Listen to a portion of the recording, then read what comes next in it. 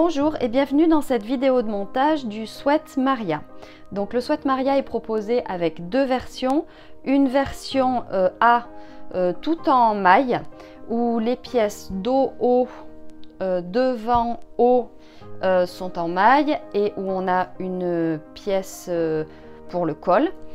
Pour la version B, le col n'existe pas et les deux pièces haut sont faites dans un tissu chaîne et trame. Donc je vous montrerai comment réaliser la fente dos de la version B dans une broderie anglaise. En ce qui concerne le reste du montage, que ce soit la version A ou la version B, tout se monte de la même manière. Donc je vous montrerai tout le reste du montage avec cette version Color Block. Allez, c'est parti! Donc je vais commencer par vous expliquer comment préparer la fente dos pour la version B. Donc on a le bas dos qui est coupé de la même manière que pour la version A.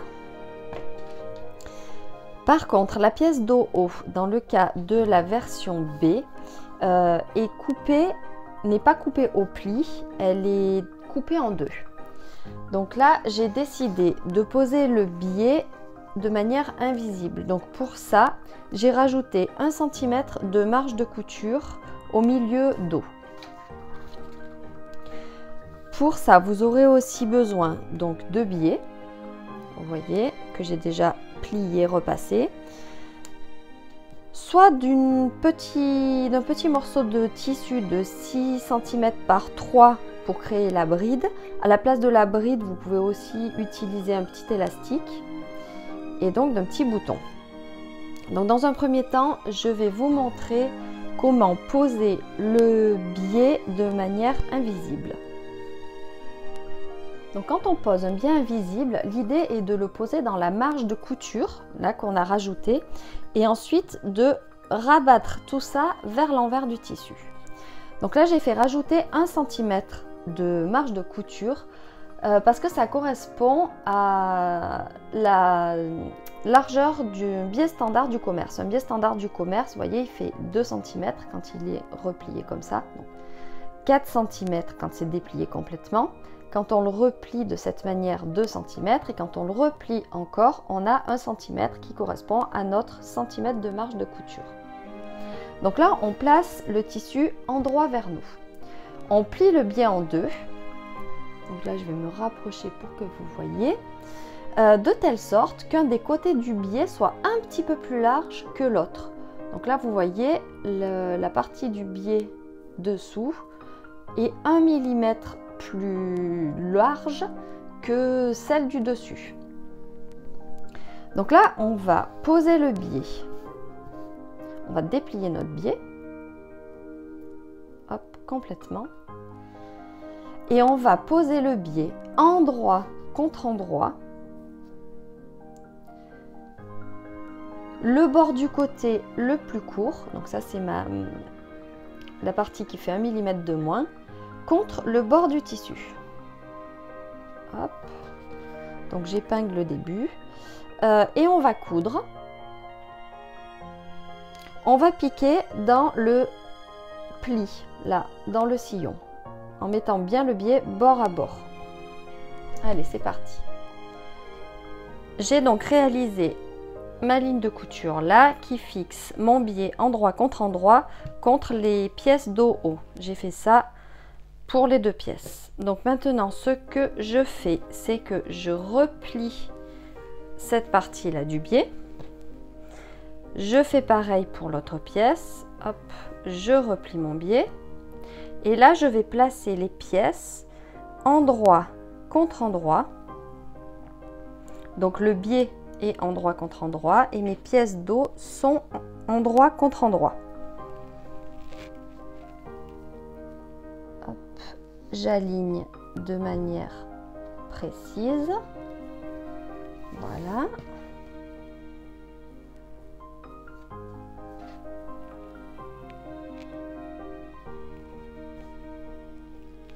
Je fais pareil au milieu là. De ce côté, c'est pas la peine puisqu'on n'assemble pas jusque là. Là, j'ai fait un repère à 10 cm au stylo friction Et je vais maintenant réaliser une couture longue de 10 cm à 1 cm du bord du tissu en partant du bas et je m'arrête au repère que j'ai fait. Je fais un point d'arrêt au départ et à l'arrivée. C'est parti. Ma couture est réalisée. Donc comme c'est blanc sur blanc, pour que vous voyez, j'ai repassé la ligne de couture au stylo friction. Donc on est bien à 1 cm du bord du tissu sur 10 cm. Donc maintenant, pour chaque côté, je vais replier le biais. Voilà. De telle sorte qu'il enveloppe la marge de couture et je vais replier une nouvelle fois vers l'envers du tissu. Donc pour bien faire, l'idéal est de déplier notre ouvrage et donc on fait ça pour les deux côtés. On replie le biais en deux pour qu'il enveloppe la marge de couture et on le rabat vers l'envers. Donc là, on va mettre un petit coup au fer pour bien fixer tout ça. Je peux maintenir avec une aiguille. Je fais ça de chaque côté. Voilà.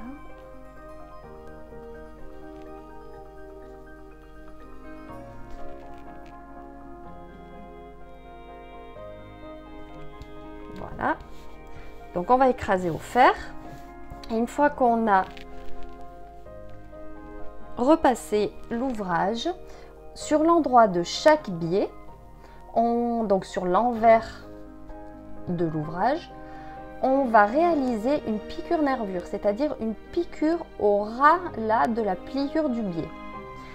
Étant donné qu'on a plusieurs épaisseurs, on a l'épaisseur du tissu plus deux épaisseurs de biais.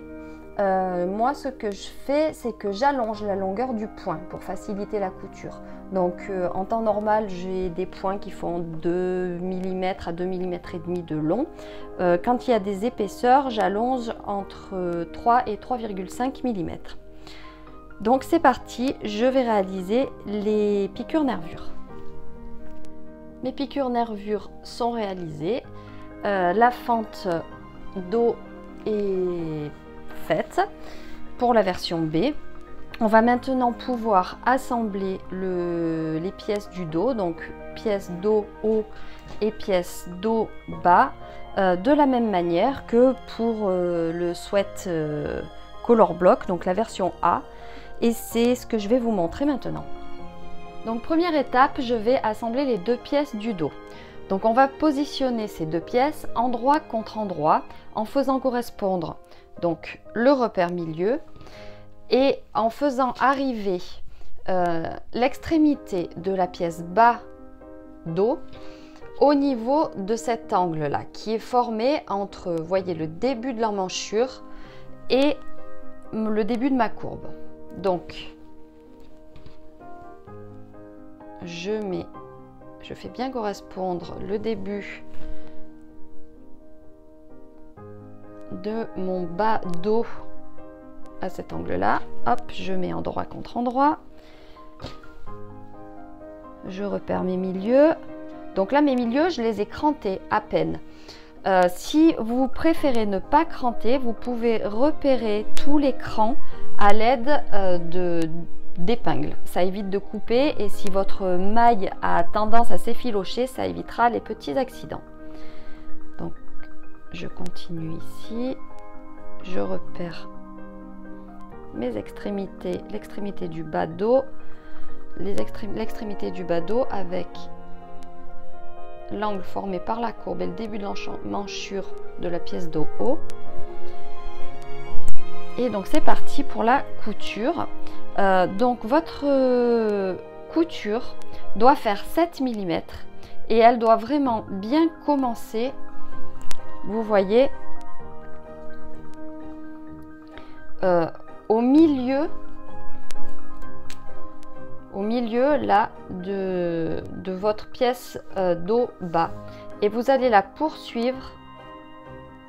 Vous allez la poursuivre jusqu'à... Il faut qu'elle prenne aussi la pièce dos haut. Donc voilà, j'ai réalisé ma couture. Moi j'ai surjeté à 7 mm. Là vous voyez que mon surjet passe bien au milieu de cette pièce et qu'il prend une partie de la pièce dos haut. Donc ce que je vais faire maintenant, c'est que je vais rabattre cette couture vers le bas et je vais repasser pour écraser la couture. Et il me restera à faire la surpiqûre pour maintenir la couture vers le bas, et ça permet de faire aussi une petite piqûre décorative. La difficulté quand on crée une surpiqûre, c'est que la couture qu'on va réaliser soit bien parallèle à la couture précédente. Donc pour ça, moi j'utilise mon pied à ourlet invisible. C'est un pied qui a un petit guide. Et donc quand je le place et quand je couds, je le place de telle sorte que, vous voyez, le petit guide se retrouve dans le sillon de la ligne de couture, et quand j'avance, en maintenant ce repère là dans le sillon, forcément je reste parallèle à la couture. Donc c'est parti.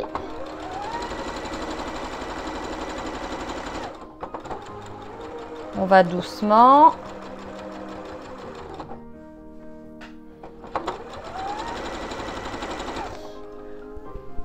Donc autre chose, quand je couds du jersey comme ça, de la maille, et que il y a des épaisseurs en plus, je diminue la pression de mon pied presseur pour que ça ne tire pas trop sur le tissu.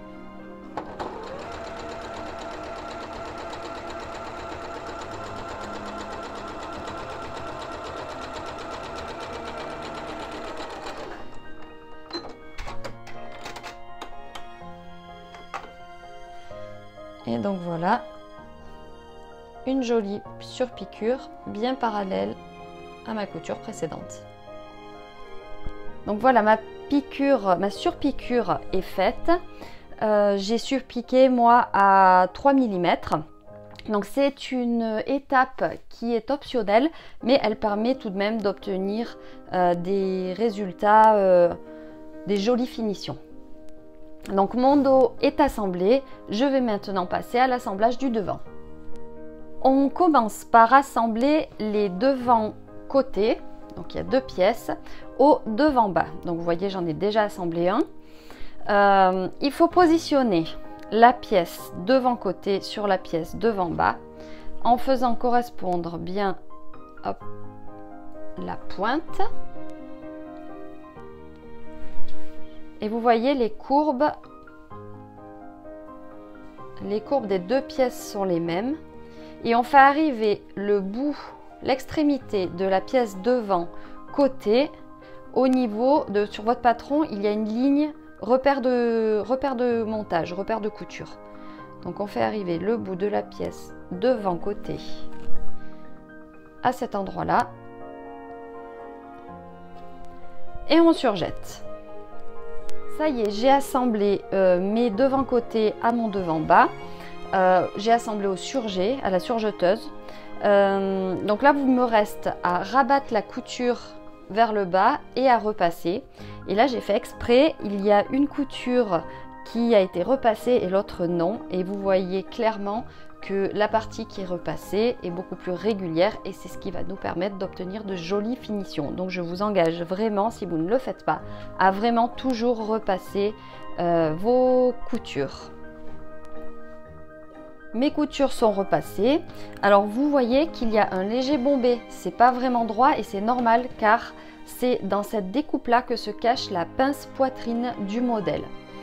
Maintenant, on peut passer à l'étape optionnelle qui est de surpiquer les coutures.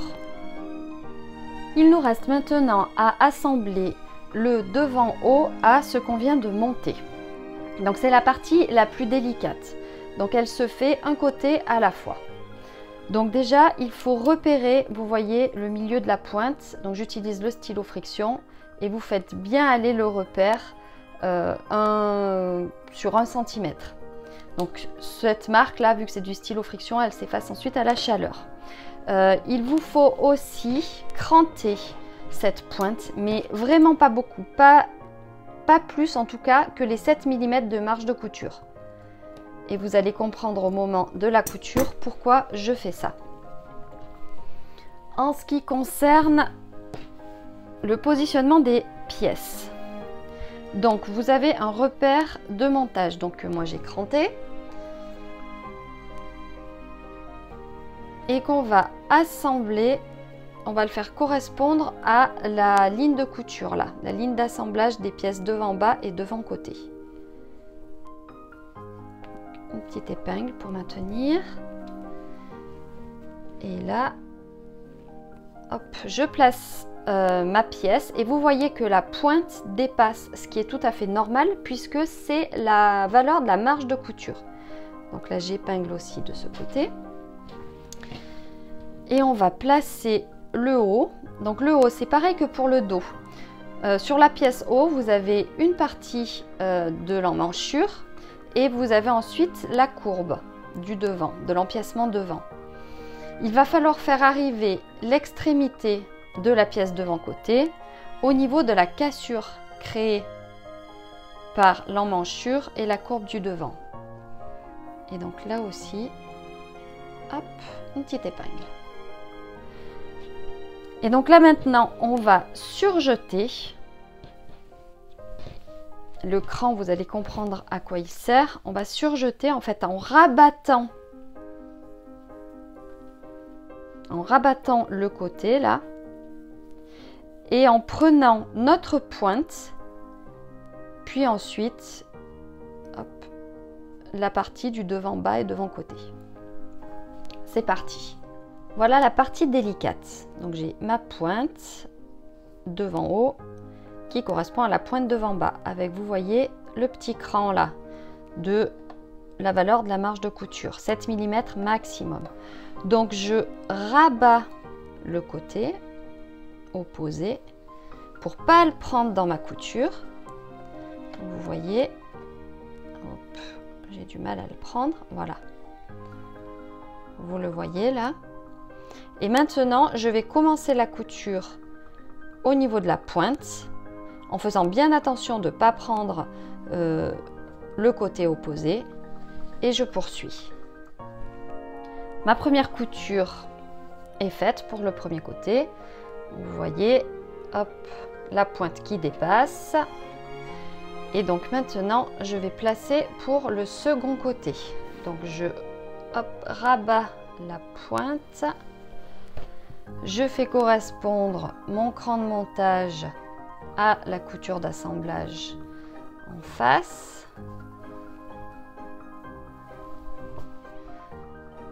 Je poursuis, je fais correspondre l'extrémité de ma pièce devant côté.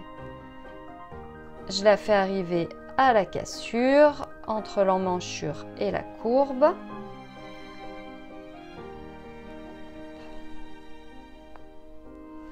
Et je vais maintenant effectuer la couture de l'autre côté. Vous voyez, il y a du fil en trop. Je le découpe. Alors on l'enlève, comme ça on y voit plus clair. Et là, vous voyez votre cran. Il va falloir placer votre pièce devant milieu de telle sorte qu'il y ait juste la petite pointe qui dépasse. Vous voyez? Je ne sais pas si vous voyez assez. Hop. Vous voyez, j'ai juste la petite pointe qui dépasse. Donc là, je mets une épingle. Et toujours en partant du milieu, je vais réaliser ma couture. Alors là, il va falloir rabattre du côté opposé et je vais réaliser ma couture, vous voyez, de telle sorte qu'elle prenne la pointe et qu'elle arrive à la base du cran que vous avez fait. Allez, c'est parti. Voilà, couture réalisée des deux côtés. Donc on a bien assemblé nos 4 pièces pour le devant. Donc vous voyez, je vous montre de plus près la couture de la pointe. Donc vous voyez que mon surjet, il commence sur la pointe et il ne prend qu'après la pièce devant bas. Donc je vous le donne en mille. Maintenant, ce que nous devons faire, c'est écraser les coutures, repasser tout ça en rabattant la marge de couture vers le bas. Et vous pourrez, si vous le souhaitez, réaliser la surpiqûre. Donc je vais aller préparer tout ça et je vais vous montrer comment réaliser la surpiqûre parce qu'il y a une partie délicate au niveau de la pointe. Donc voilà, j'ai repassé, j'ai écrasé mes coutures au fer et on va maintenant faire la surpiqûre. Donc moi je vais la faire en plusieurs fois puisque je veux que la couleur de mes fils corresponde à la couleur de mes pièces. Donc je vais vous montrer cette partie-là puisque c'est la partie la plus délicate avec la pointe. Donc la première chose que je vais faire, c'est que je vais mettre un repère là au niveau de la pointe. Hop, voilà.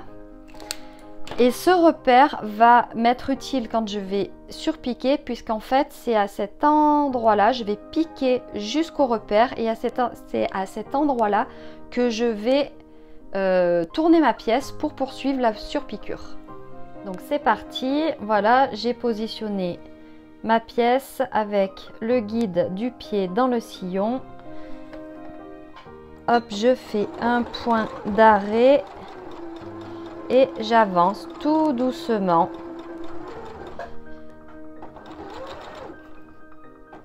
Donc je vais vraiment doucement et quand je vois que mon aiguille arrive au niveau de mon repère, hop, je soulève mon pied presseur.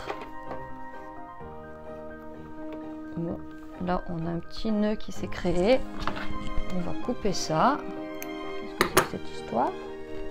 Voilà. Et je replace bien mon pied de telle sorte que le guide soit dans le sillon. Et je repars tout doucement.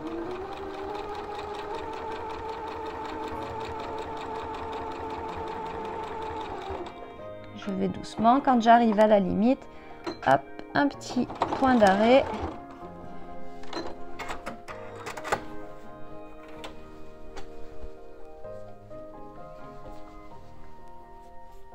Et je vous montre ma surpiqûre. Donc vous voyez que la pointe, le changement de direction de l'aiguille se fait bien au niveau du repère. Notre devant et notre dos sont maintenant assemblés. On va maintenant les assembler l'un à l'autre par les épaules. Donc, endroit contre endroit, je mets une épingle à chaque extrémité de l'épaule. Première épaule.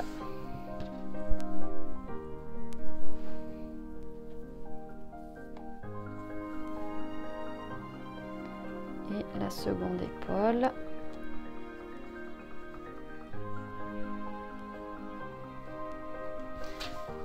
Et je surjette ou je couds à la machine à coudre. Notre devant et notre dos sont assemblés l'un à l'autre. Donc au surjet en ce qui me concerne, j'ai écrasé les coutures au fer et rabattu la marge de couture vers le dos. On va maintenant passer à l'étape du montage du col.